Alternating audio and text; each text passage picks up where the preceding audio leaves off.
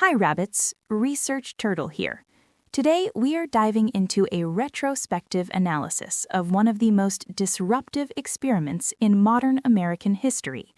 We are looking at the Department of Government Efficiency, or DOGE, and how it reshaped the administrative state between 2024 and 2026. Let's go back to the beginning. The concept didn't start in a boardroom, but in a conversation between Donald Trump and Elon Musk in the summer of 2024. They viewed the federal bureaucracy not just as inefficient, but as an existential threat to democracy. Unlike previous reforms that sought to make government work better, their philosophy was shock and awe. This was their Manhattan Project, designed to deconstruct the system entirely rather than fix it incrementally. Now, look at the mechanism on slide 3. How did they launch a new department without Congress? They used a Trojan horse. President Trump signed Executive Order 14158 to repurpose an existing Obama-era unit called the U.S. Digital Service. By designating DOGE as a temporary organization and using the USDS's existing infrastructure, they bypassed the need for legislative approval and, crucially, inherited root access to federal IT systems. Armed with that IT access, DOGE adopted a tech-first approach. Instead of reading files, they used algorithms. This slide shows the wall of receipts. DOGE scraped federal databases to visualize billions in contracts. While this dashboard was a powerful public relations tool to highlight waste, the aggressive data scraping raised significant privacy concerns, though they were largely overridden by the executive order.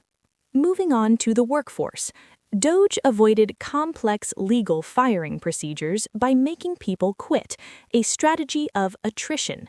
They mandated a strict 5-day return-to-office policy, ending remote work immediately. Simultaneously, they relocated agency headquarters out of Washington, D.C., forcing staff to either move or resign. They also revived Schedule F, reclassifying civil servants as political appointees. It was a functional purge disguised as voluntary separation. The disruption extended to regulatory. Trump issued a mandate. For every one new rule, 10 must be repealed. Major targets included the EPA. They moved to repeal the endangerment finding, effectively removing the legal basis for climate regulations. They also rolled back Title IX protections in education and scrapped energy efficiency standards for consumer appliances. This approach also hit the technology and education sectors. In AI, they rescinded the Biden-era safety orders to prioritize industry speed. In education, they abruptly terminated 89 research contracts worth $880 million, effectively halting long-term data collection and eroding the institutional memory of the department. But the leadership didn't last. By mid-2025, the celebrity phase was over.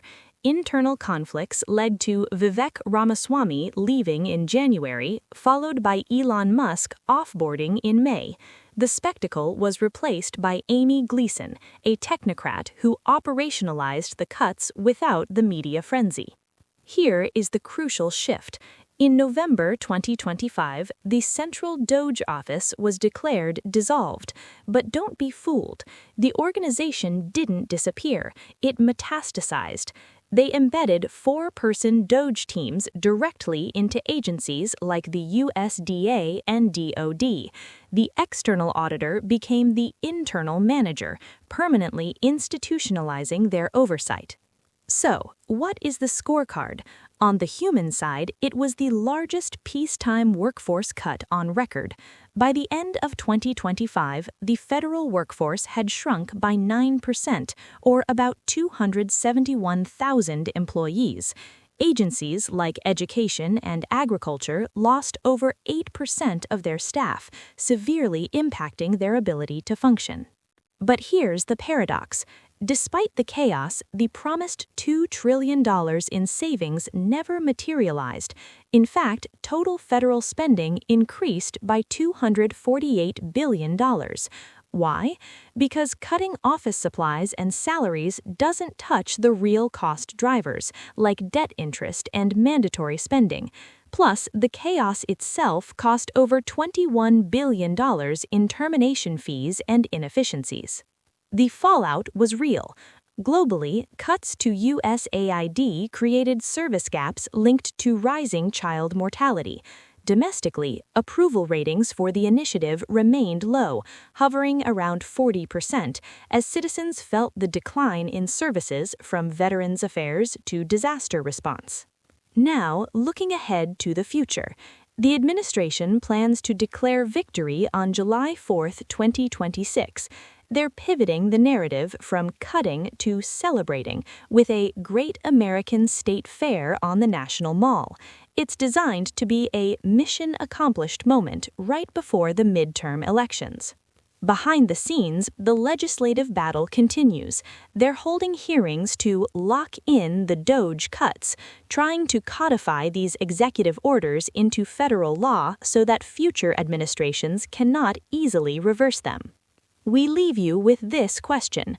DOGE successfully dismantled the deep state infrastructure they targeted, but with spending still rising and expertise gone, we have to ask, have we created a leaner government or just a hollow one? That's it for today. Turtle out.